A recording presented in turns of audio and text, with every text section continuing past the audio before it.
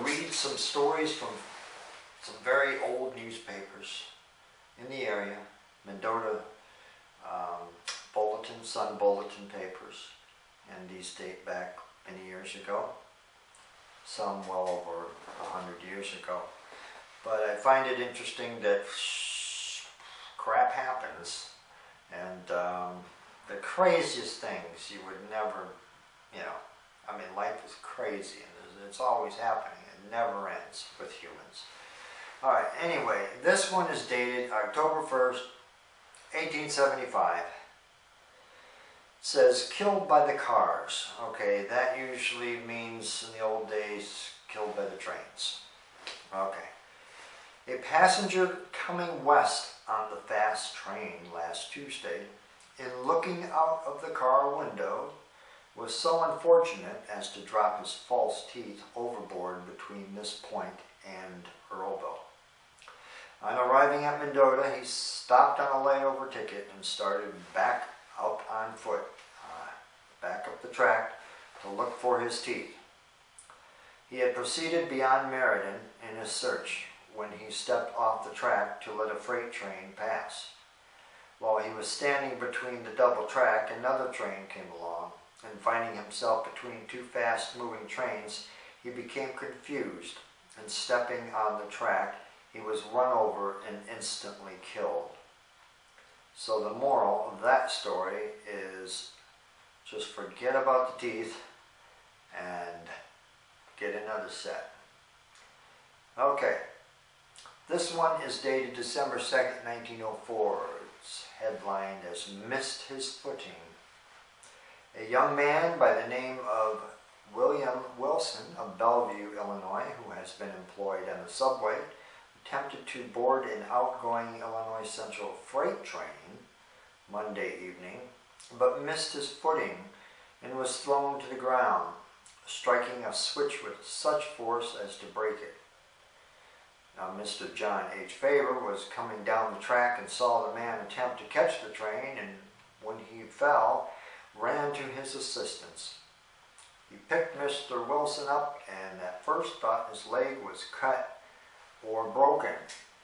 off or broken, but such was not the case.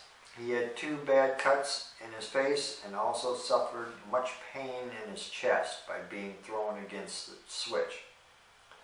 He wouldn't have a doctor, so he left on the Burlington at 1 o'clock for St. Louis.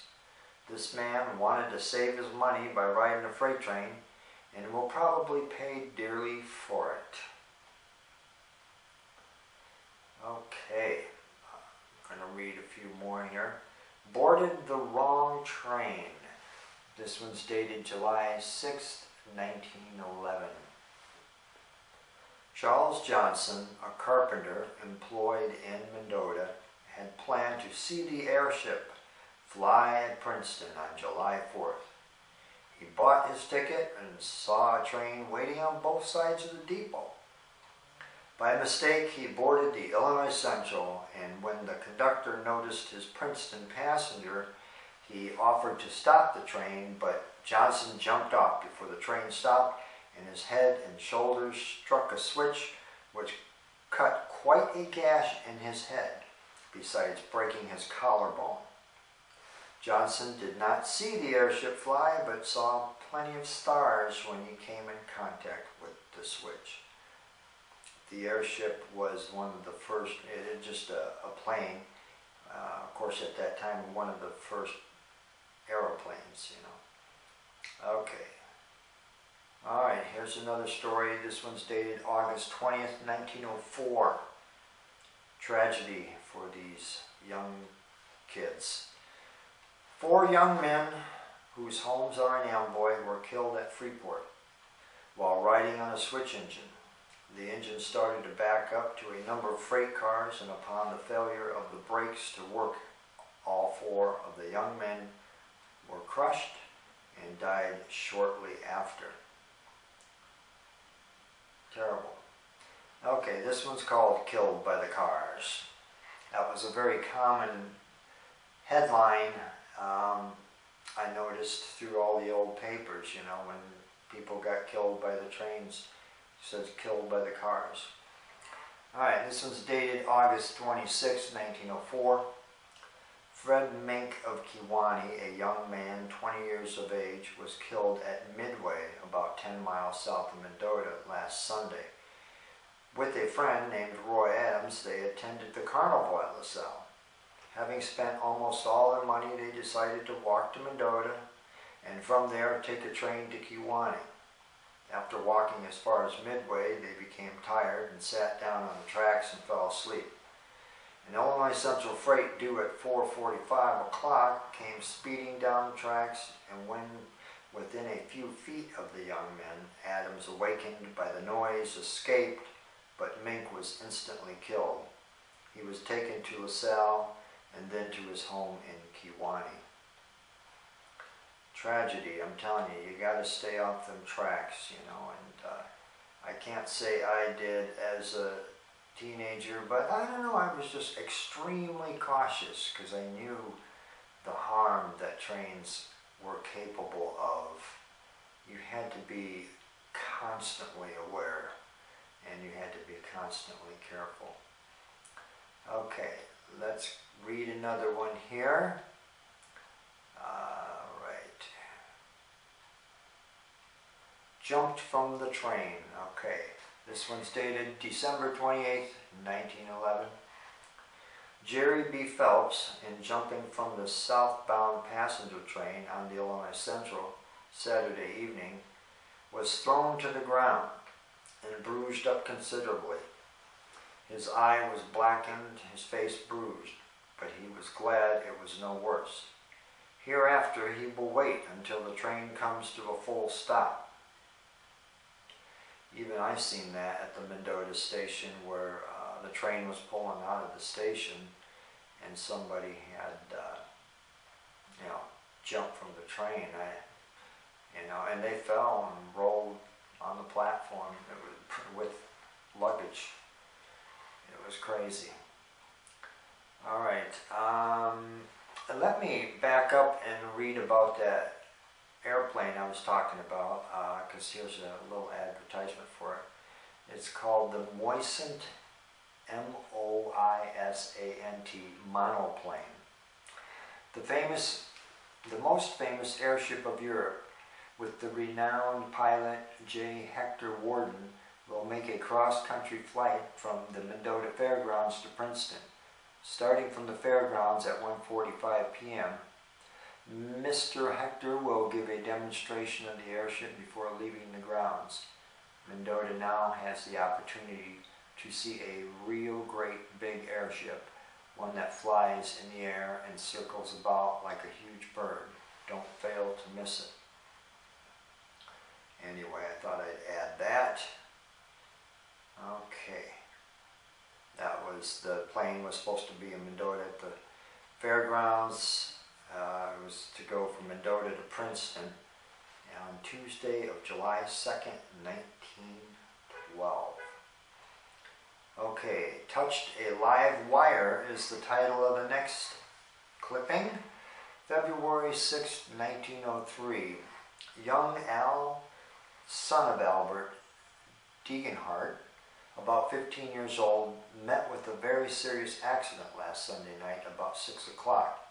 While on his route carrying milk on the east side, he slipped and caught hold of a broken Central Union telegraph, or telephone wire it says, which was crossed with an electric wire and therefore live. Another boy tried to release him and managed to get one of his hands off, but did not succeed with the other. His cries for help called Mr. Banks, who managed to free the other hand. Both hands were burnt very badly and the boy is in precarious condition. We understand that yesterday one side of his body was paralyzed. That wire is said to have been broken for some time. All modern progress carries new-looking dangers. Yes, it does. Okay, this next one is called Slept Out in the Sleep. Okay, this is February 19th, 1909. Guy Carr sang a song, at the old Owl's Minstrel Show, which which ran something like this. Out in the rain, in the hail, in the snow, out where the wintry winds do blow, etc. Just making up a melody there. Mr. Carr did not do as the words in the song read, but William Paul, a farmhand of Ben Larrabee's near Meriden, did sleep out in the rain and the wind and the sleet on Saturday night. He had been in Mendota on Saturday and missed the train going east that afternoon. He started to walk home, and when near Welland on the Chicago, Milwaukee, and St. Paul railway tracks, darkness overtook him. Shortly afterwards, the wind blew his hat off. He could see no light and did not know where to go. His legs grew numb and refused to move, so he lay down a short distance from the tracks, pulled his overcoat over his head, and slept all night. He was so near frozen that he did not get up in the morning until about 10 o'clock, when a train crew aroused him and brought him to Mendota. He was none the worse for his outing, and after a good dinner and a warm bed, he was as well as ever. I imagine it would get really dark back then, when there was really not much light way out in the middle of the country and you're trying to walk a railroad track. Very difficult. Okay, let's see here. We've got, this one says run over. Okay, September 6th, 1885. Long time ago. That was the year the old passenger house, the Illinois Central passenger house, burned down. Okay, it would have been months after that. So in the center of town in Mendota there was a big heap of rubble from that fire that sat there for a couple of years. All right, last Monday morning, Louis Vizier, a lad of 16 or 17 years, was run over by the cars near Princeton. He had been at the Bureau County Fair with several other boys from Mendota, and returning, they jumped onto a westbound freight instead of the one going east. When they discovered their mistake, they jumped from the moving train, and Vizier was caught. His left leg was so badly injured that it had to be amputated below the knee by Dr. Keller of Princeton. He was removed to his home in Mendota and is now under the care of Dr. Cook. His situation is so vigorous that he is expected to recover. Vizier came near having an accident last year jumping from a train, having the heel torn from his boot. He didn't take warning and has to bear the terrible consequences now. So make sure if you jump on a train, which you don't do, with these boys, they should have known the difference between east and west. Okay, this one here is about a woman who went a little too far on the train on the Milwaukee Road. Says Mrs. Chas Faber of Clarion unwillingly spent Wednesday night at Welland at the home of Gustav Baumann. Miss Faber was en route to Roxbury, and from there she intended taking a carriage to Pawpaw to attend the funeral of her sister, Miss Wilma Faber. But through some mistake she left the train at Welland and was obliged to stay until the following morning, when a carriage arrived from Pawpaw for her. I thought that was pretty interesting, since I'm kind of familiar with Roxbury and Welland and that Milwaukee line. Okay, let's see if there's any other little interesting tidbits that I haven't read here. I think I got them all. Oh, this is one tied also with the Chicago, Milwaukee, and St. Paul Depot, which is now a candy store and an antique shop here in Mendota, Illinois. and you got to check it out. It is really a nice place and a nice thing that they're doing for the community. But anyway, this article is called, it's dated November 24th, 1910. So that's 116 years ago. Today is 2026. All right, so it says C roams. I don't know what C stands for, if it's Charles or whatever. C roams dropped dead. Train dispatcher for the Chicago, Milwaukee, and St. Paul expired Wednesday morning as he reached the office. The shocking news of the sudden death of Mr. C. Romes caused a gloom to be cast over our city on Wednesday morning. Mr. Romes is employed as a train dispatcher for the Chicago, Milwaukee, and St. Paul Railway. He had taken his wife to the CB&Q depot, and she had left for a visit in Chicago.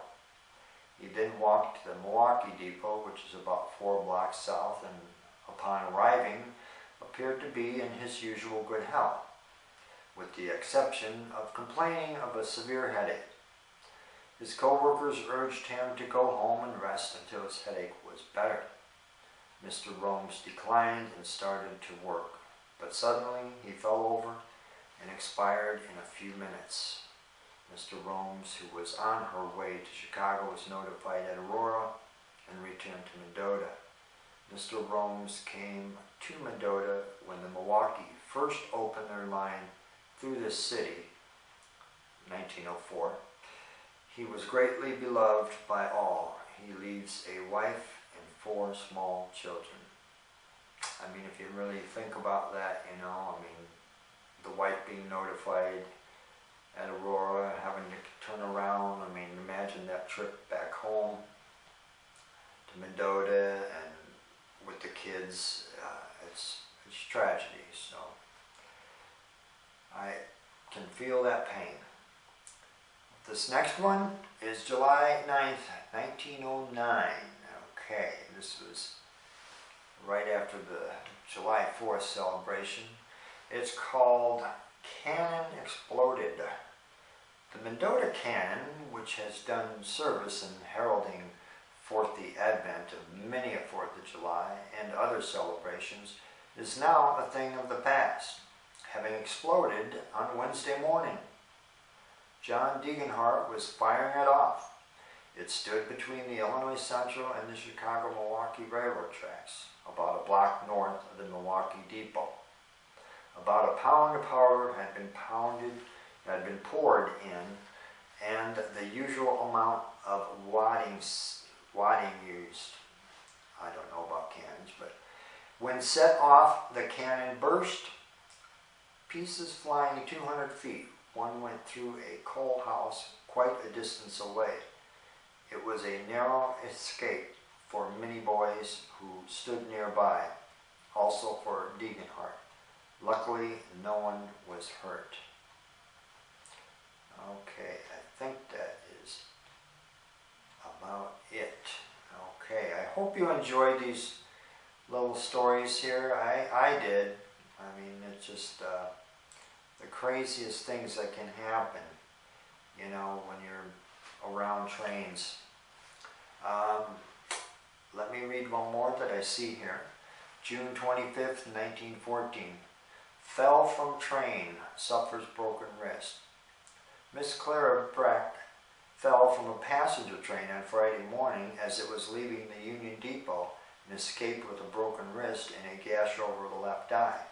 Miss Breck assisted a neighbor lady who had 2 babies to board the 8:10 passenger train eastbound. Before she was able to leave the train, it started on its way to Aurora. She told one of the trainmen as she stood on the step to stop the train as she had to get off. He told her the next stop was Aurora, and when inside the car, Miss Breck states the train gave a lurch, and losing her balance, she fell to the ground near the water crane north of the depot. The train continued on its way. She was taken to a physician's office where 3 stitches were necessary to close the gash over her eye. Her wrist was broken